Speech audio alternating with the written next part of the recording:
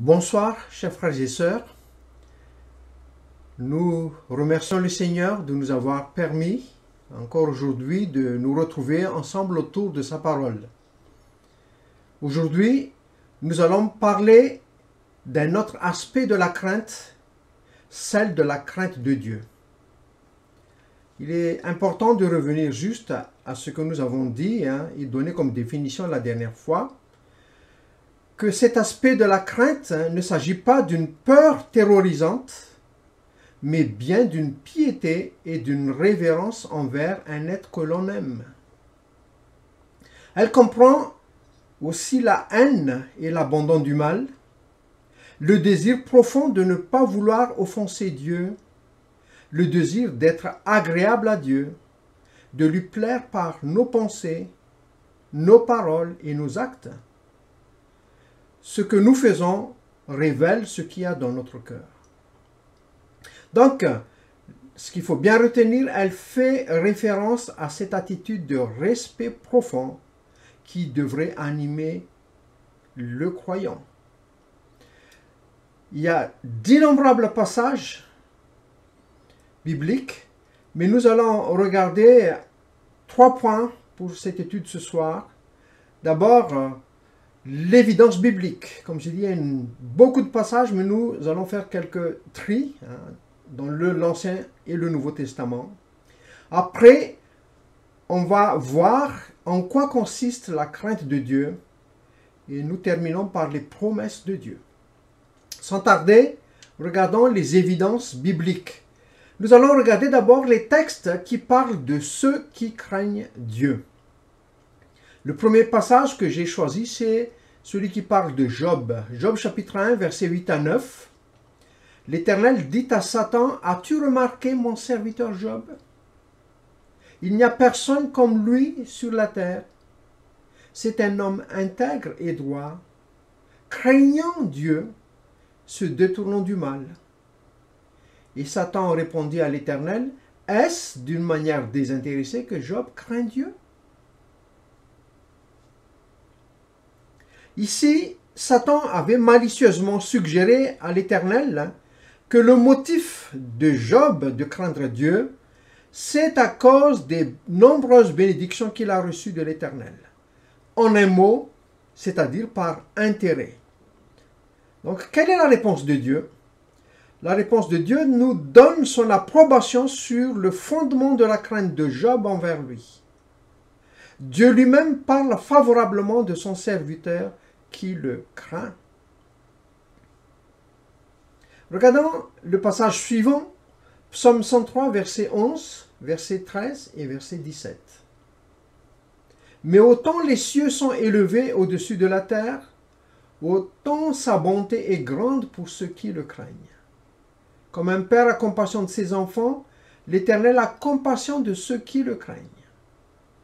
Mais la bonté de l'Éternel dure à jamais pour ceux qui le craignent, et sa miséricorde pour les enfants de leurs enfants. » Ici, je voudrais m'arrêter sur la notion de bonté. On a eu l'occasion dans le passé, dans d'autres occasions, de parler de la bonté qui vient de l'hébreu « hesed ».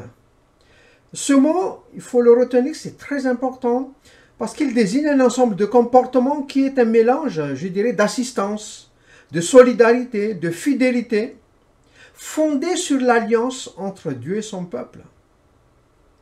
Et vous savez, à l'époque, un vrai Israélite sait qu'il doit remplir les conditions de l'alliance.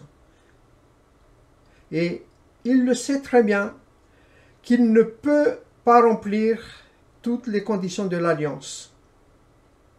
Et ce qui le rassure et sur quoi il se repose, c'est que Dieu ne supprime pas de suite son hesed.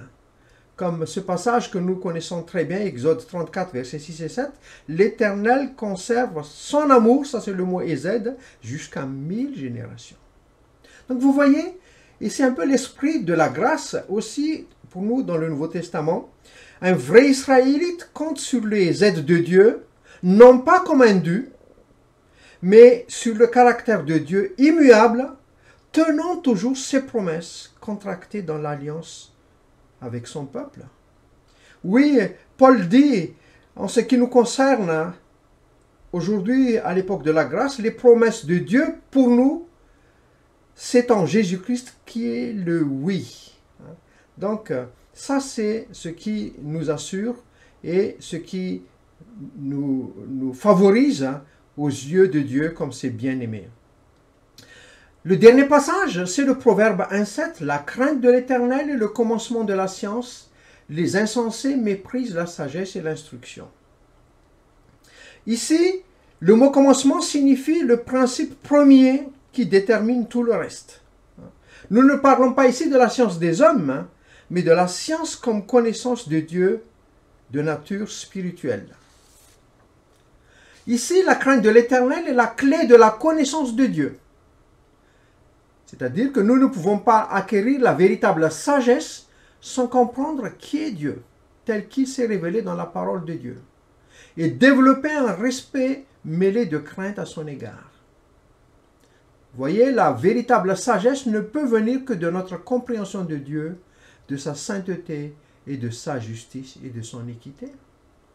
Regardons maintenant quelques passages dans le Nouveau Testament.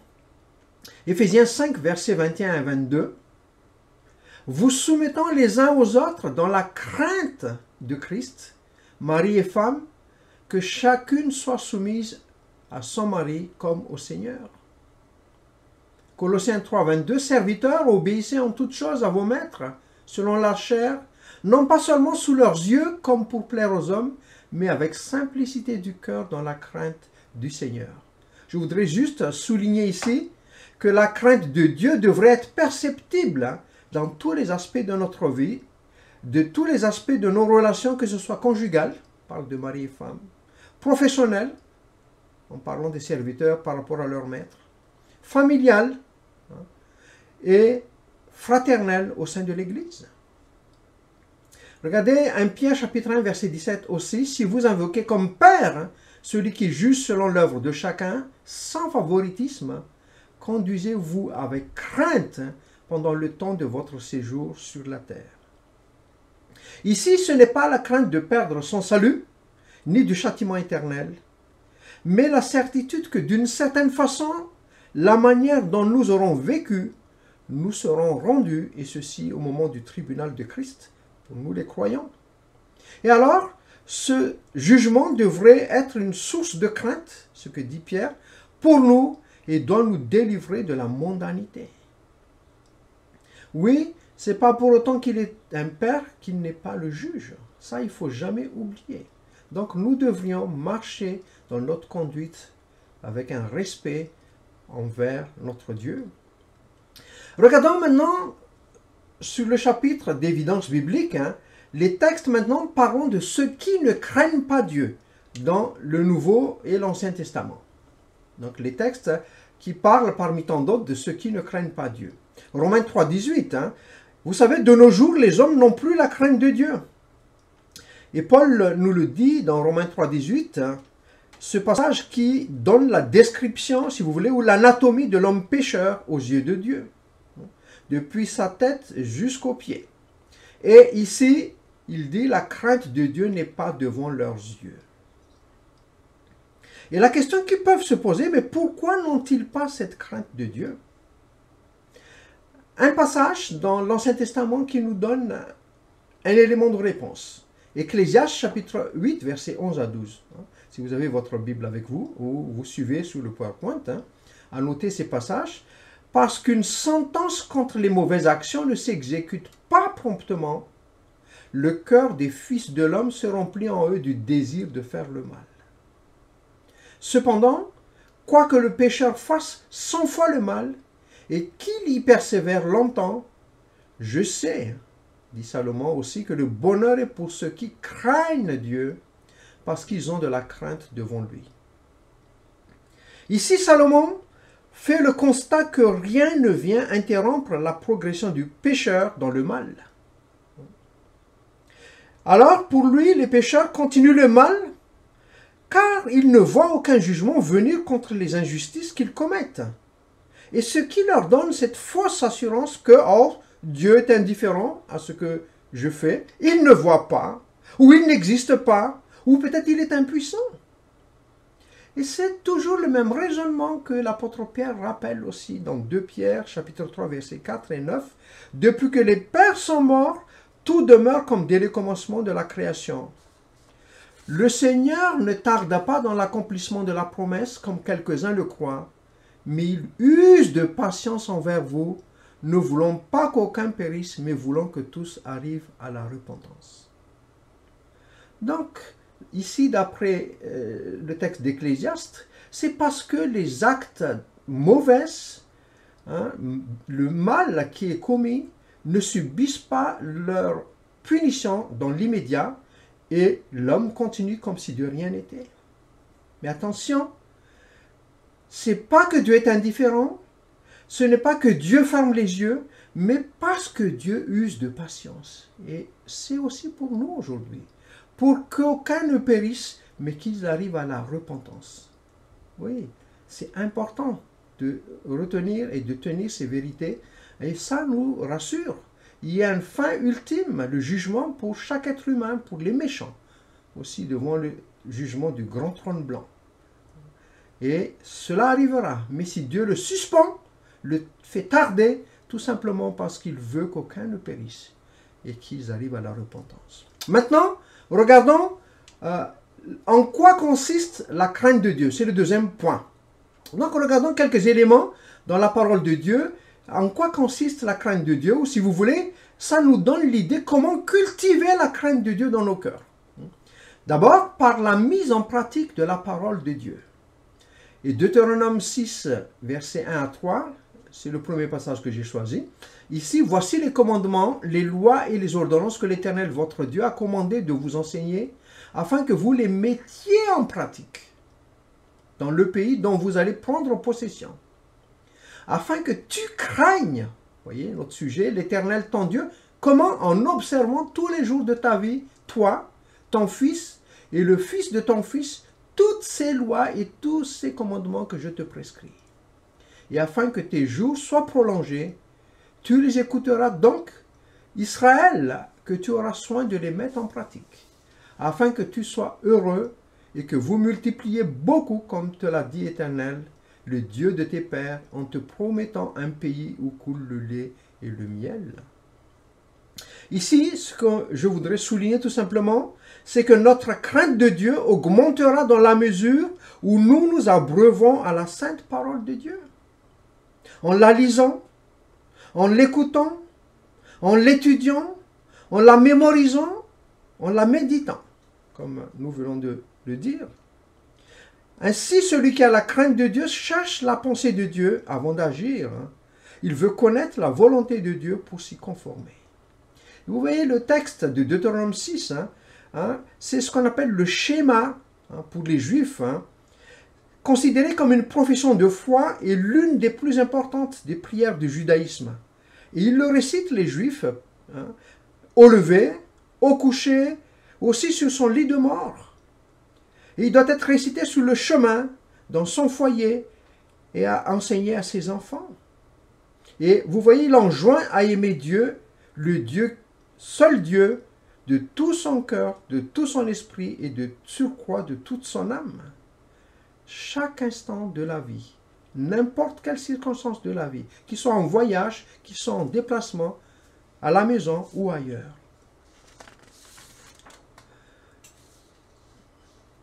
Deuxième point, en quoi consiste la crainte de Dieu? C'est par l'obéissance à Dieu. Et c'est un texte qui traduit bien ce que c'est obéir à Dieu. Il y a Genèse 22, versets 2, 9, 10 et 12, où il s'agit, quand Dieu demande à Abraham de lui offrir son fils unique Isaac en sacrifice. Et nous lisons, Dieu dit, prends ton fils, ton unique, celui que tu aimes, Isaac, va-t'en au pays de Morija et là offre-le en holocauste sur l'une des montagnes que je te dirai. Lorsqu'ils furent arrivés au lieu que Dieu lui avait dit, Abraham y éleva un autel et rangea le bois. Il y a son fils Isaac et le mit sur l'autel par-dessus le bois. Puis Abraham étendit la main et prit le couteau pour égorger son fils. L'ange dit, n'avance pas ta main sur l'enfant et ne lui fais rien, car je sais maintenant que tu crains Dieu, voilà notre sujet, et que tu ne m'as pas refusé ton fils, ton unique. On voit ici que l'ange de l'Éternel affirme que l'obéissance d'Abraham à Dieu est tenue pour sa crainte pour Dieu. Donc vous voyez, la crainte se manifeste aussi par notre obéissance à Dieu.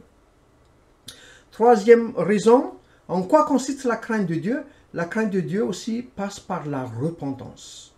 Et ce texte d'Esdras, chapitre 9, versets 3 et 4. Lorsque j'entendis cela, je déchirai mes vêtements et mon manteau. Je m'arrachai les cheveux de la tête et les poils de la barbe, et je m'assis désolé.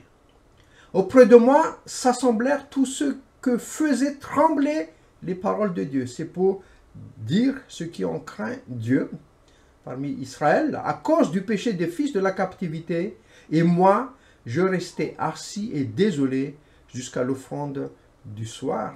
Quel est le contexte?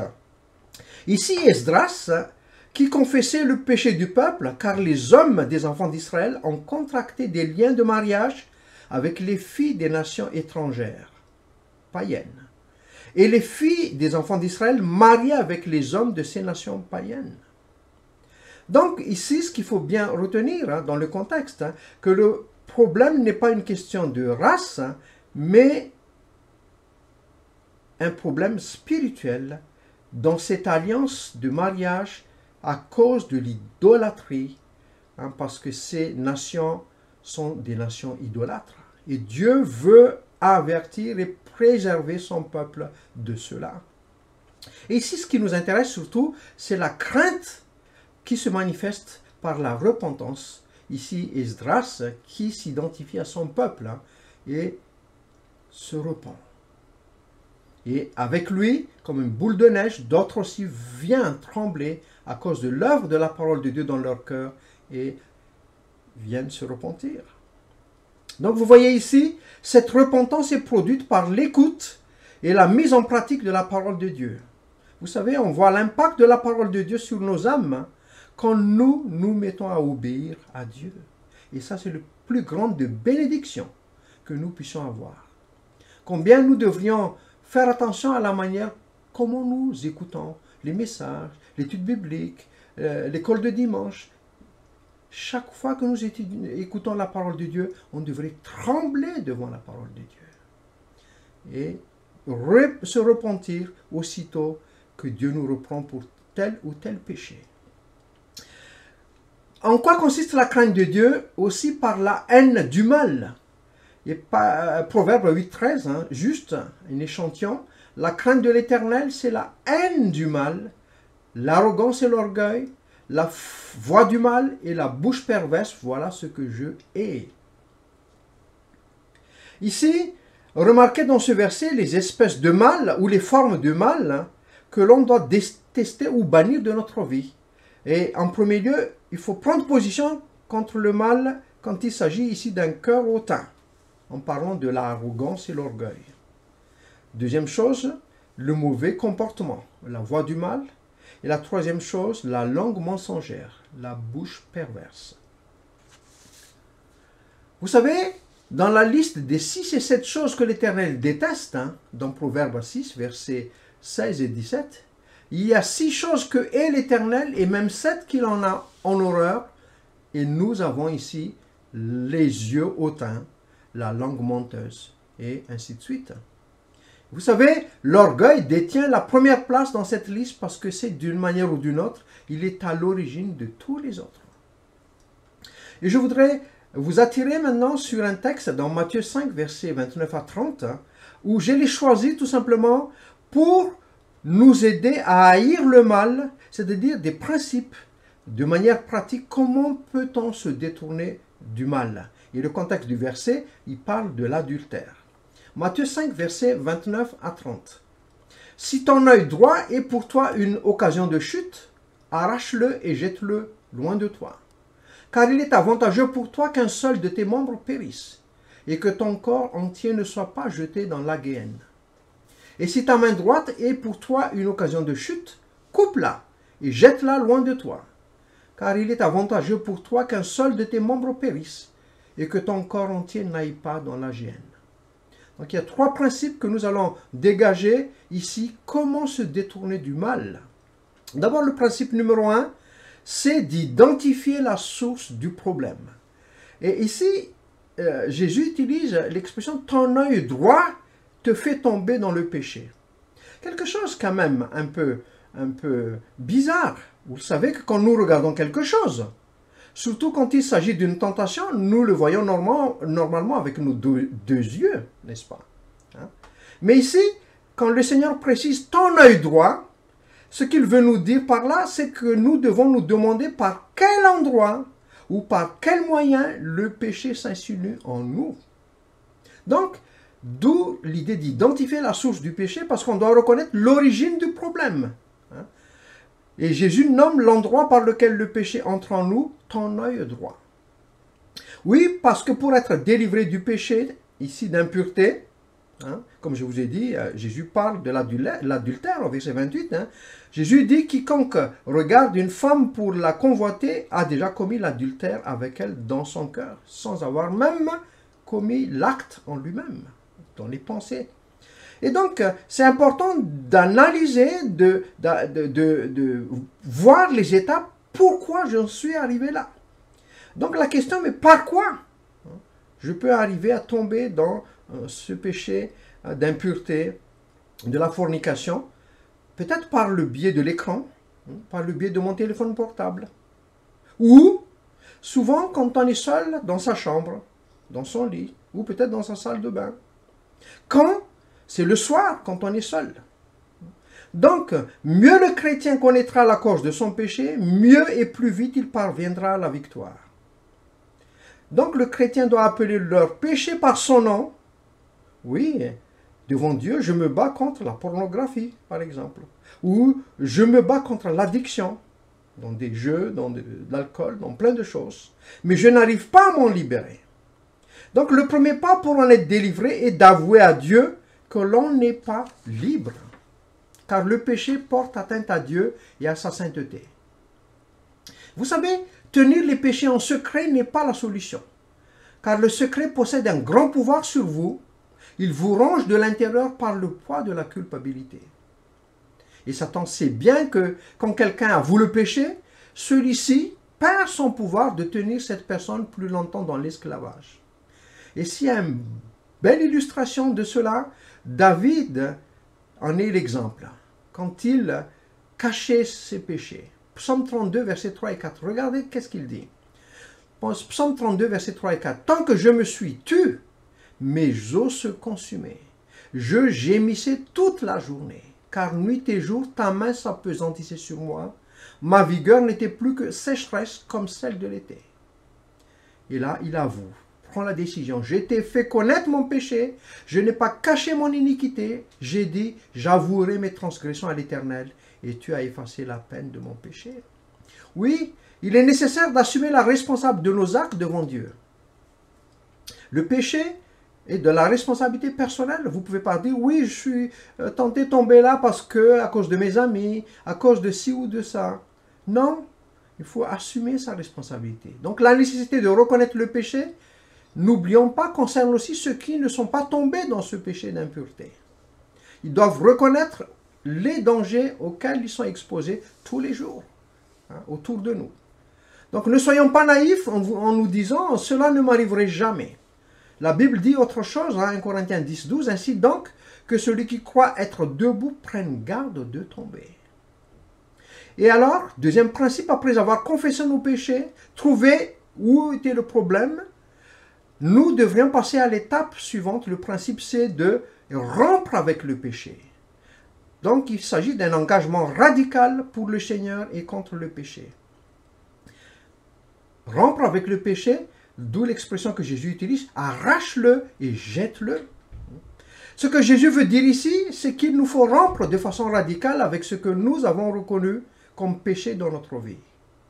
Notre conviction doit être radicale, donc il faut décider de nous tenir aussi éloignés que possible de la tentation. Rappelez-vous de Joseph, qui dit au moment où il est tenté par la femme de Potiphar, Comment ferais-je un aussi grand mal et pécherais-je contre Dieu? Et il a pris la fuite. Mais je dirais, cette décision, il faut l'avoir prise en amont. Car si nous ne sommes pas radicaux dans nos convictions, nous ne le serons pas davantage devant la tentation. C'est trop tard. Alors, après avoir confessé nos péchés, nous prenons un engagement radical pour le Seigneur et contre le péché. C'est ce qu'a fait Job. En Job 31, verset 1, « J'avais fait un pacte avec mes yeux et je n'aurais pas arrêté mes regards sur une vierge. » Job parle ici du regard qui convoite, le même dont Jésus dit en Matthieu 5, 28, « Mais moi, je vous dis que quiconque regarde une femme pour la convoiter a déjà commis un adultère avec elle dans son cœur. » Et donc, il a fait un pacte avec ses yeux afin de ne pas pécher. Et vous savez, le roi David lui-même disait la même chose, il a pris le même démarche que Job en Psaume 101, verset 3. Versets 2 et 3. « Je prendrai garde à la voie droite. Quand viendras-tu à moi? Je marcherai dans l'intégrité de mon cœur au milieu de ma maison. » Et verset 3. « Je ne mettrai rien de mauvais devant mes yeux. Je hais la conduite des pécheurs. Elle ne s'attachera point à moi. » Il y a quelque chose d'intéressant dans ce que David dit ici. David rappelle que c'était bien au milieu de la maison que commence la vraie piété. Mais non pas à l'église, c'est à la maison, au sein de la famille. Mais ici, il dit qu'il a commis sa pire trahison pour obtenir Bathsheba en commettant l'adultère dans sa maison, en regardant par le balcon, si je peux dire ainsi. Ce qui nous amène à regarder le dernier principe, renoncer au péché. Il est dit ici, il est avantageux pour toi qu'un seul de tes membres périsse et que ton corps entier ne soit pas jeté dans la géhenne. Ici, le Seigneur nous explique que nous devons renoncer en vue de quelque chose de meilleur. Vous voyez? Ce renoncement doit se faire dans plusieurs domaines.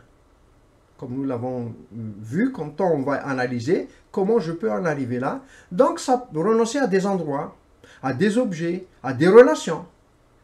Donc nous ne pouvons pas aller, par exemple, dans nos chambres, nous enfermer avec nos téléphones portables ou nos tablettes ou je ne sais quoi.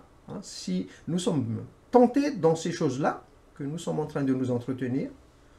Et donc, nous devrions éteindre le téléphone, laisser dehors, ou si nous l'utilisons dans des endroits où il y a d'autres membres de la famille. C'est aussi radical et aussi simple que ça.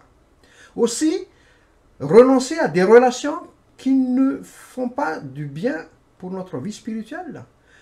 Par exemple, des relations où ça peut exercer des influences négatives sur notre vie, par le biais des plaisanteries obscènes, par des vidéos, etc., que partagent ses amis. Et donc, nous pouvons perdre un tel ami, mais ce qui est en cause ici, c'est l'obéissance, et ça en vaut la peine, si nous voulons marcher dans la crainte de Dieu. Et vous voyez, les démarches que nous avons énoncées ici, les principes identifiés, rompre, renoncer, en Proverbe, il est traduit encore d'une manière très terre-à-terre. Proverbe 4, versets 14 et 16, « N'entre pas dans le sentier des méchants. » C'est graduel. « Ne marche pas dans la voie des hommes mauvais. » N'entre pas, ne marche pas. « Évite-la, n'y passe point. Détourne-t'en et passe outre. » Vous voyez, c'est aussi radical et aussi simple.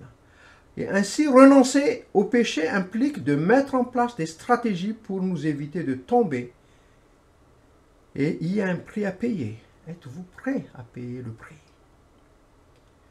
C'est ce que nous interpelle ces textes pour nous apprendre à faire attention et nous tenir sous nos gardes. Nous ne sommes pas à l'abri de ces choses.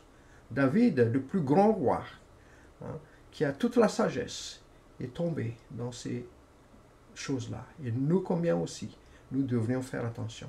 Ce qui nous amène maintenant à regarder rapidement quelles sont les promesses divines pour ceux qui le craignent. Je ne veux pas lire les passages, vous l'avez sur le PowerPoint. Je dirais l'objet de la bonté de Dieu. Ceux qui craignent Dieu font l'objet de la bonté de Dieu. Peut-être juste Luc 1,50, sa bonté s'étendra d'âge en âge sur ceux qui le craignent. Je vous laisse noter ces passages et de le lire attentivement, combien on a tout à gagner de craindre Dieu. Ça rapporte, si je peux dire ainsi cette expression. La vie. Donc, ça nous apporte la vie. Et ici, les passages que je vous donne, c'est aussi à plusieurs facettes. La crainte de l'Éternel, par elle commence la source de la vie. Et elle augmente les jours de la vie, comme nous révèle Proverbe 10, 27. Et je peux rajouter Deutéronome 6, 1 et 2. Et ce sera la santé pour tes muscles, un rafraîchissement pour tes os. Nous promet Proverbe 3, 7 à 8 un impact directement sur notre santé physique. Et car c'est la vie et la santé, ici, c'est pour tout le corps, comme atteste Proverbe 4, 22. La santé pour tout le corps. Et même aussi au niveau de notre sommeil. Cette crainte fait bénéficier du sommeil doux, comme nous promet Proverbe 3, 24. Donc on a tout à gagner, à craindre Dieu. Aussi, les prières exaucées, juste Psaume 45, 19, 20, il accomplit les désirs de ceux qui le craignent. Il entend leurs cris et il les sauve. L'Éternel garde tout ce qu'il aime, il détruit tous les méchants.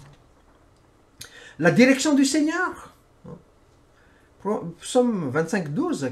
Quel est l'homme qui craint l'Éternel? L'Éternel lui montre la voie qu'il doit choisir.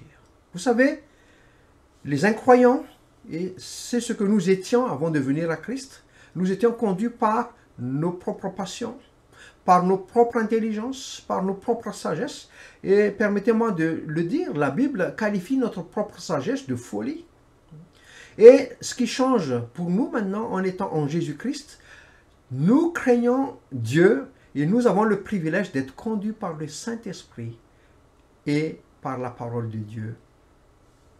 Ça, c'est un grand privilège de voir et de maintenant battre nos cœurs et de vivre pour Dieu, pour ce qu'il désire et cherchant à lui plaire et surtout éviter de lui déplaire. Aussi, la promesse pour ceux qui le craignent, il pourvoit à leurs besoins. Psaume 101, verset 5, il a donné de la nourriture à ceux qui le craignent. Il se souvient toujours de son alliance. Je me suis posé juste cette question, parce que ça peut être posé, et c'est légitime, mais est-ce que c'est aussi vrai pour nous dans le Nouveau Testament? Oui, la réponse est Matthieu 6, 31 à 33. Ne vous inquiétez donc point, c'est une promesse. Ne dites pas que mangerions-nous, on parle bien de la nourriture, que boirons-nous, de quoi nous serons vêtus, car toutes ces choses, ce sont les païens qui le recherchent. Votre Père Céleste sait que vous en avez besoin. Mais ce qui est la priorité pour les chrétiens, cherchez premièrement le royaume et la justice de Dieu, et toutes ces choses, le manger, le boire, se vêtir, seront données par-dessus. Psaume 33, versets 18 et 19. Voici, l'œil de l'Éternel est sur ceux qui le craignent, sur ceux qui espèrent en sa bonté, afin d'arracher leur âme à la mort et de les faire vivre au milieu de la famine. Je me suis posé la question, est-ce qu'il y a quelque chose d'équivalent dans le Nouveau Testament? Oui, pensez quand les chrétiens de l'église de Jérusalem ont traversé la famine. Dieu ne les a pas oubliés. Dieu a permis de venir à leur secours par les dons et la libéralité des chrétiens des autres églises, à majorité païenne, les Corinthiens, les Thessaloniciens et tant d'autres. Donc, c'est vrai aussi. La protection et la sécurité, pour terminer, ici, l'ange de l'Éternel campe autour de ceux qui le craignent et les arrache au danger. Encore, est-il vrai dans le Nouveau Testament? Oui. Hébreux 1, 14 nous dit, ne sont-ils pas tous des esprits au service de Dieu? Il parle ici des anges. Et ici, le texte parle de la supériorité de Jésus-Christ par rapport aux anges. Et envoyés pour exercer un ministère en faveur de ceux qui doivent hériter le salut. Oui, Dieu met à notre service pour nous protéger et les anges. Et donc, c'est oui. Psaume 31, versets 20 et 21. Oh, combien est grande ta bonté que tu tiennes en réserve, comme un grand trésor. Pour ceux qui te craignent, que tu témoignes à ceux qui cherchent en toi leur refuge. À la vue des fils de l'homme, tu les protèges sous l'abri de ta face contre ceux qui les persécutent. Tu les protèges dans ta tente contre les langues qui les attaquent. Vous voyez la véracité de ces choses quand les apôtres ont été persécutés pour le nom de Jésus-Christ et Dieu les a protégés. À moins que Dieu a décidé comme le cas de l'apôtre Paul, qu'il va finir martyr, comme les autres apôtres, évidemment. Mais au moment où ils étaient en activité, la main de Dieu les préservait, les protégeait. Et il en est de la même pour nous aujourd'hui. Et ça, on a tout à gagner. C'est les avantages, les privilèges de ceux qui pratiquent la crainte de Dieu dans leur vie.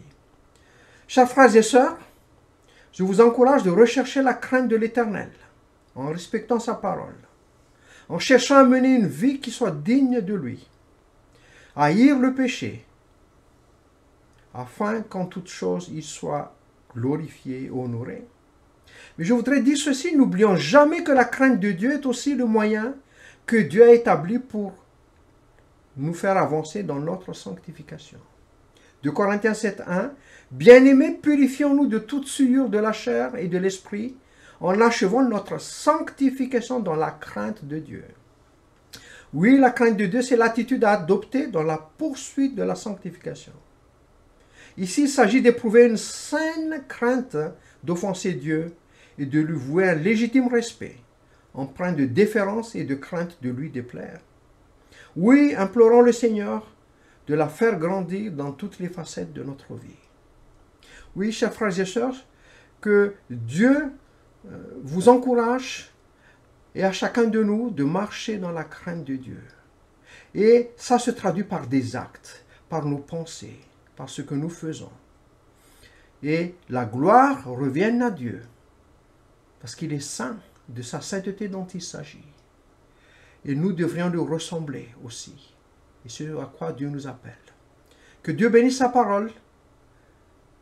À bientôt. Au revoir.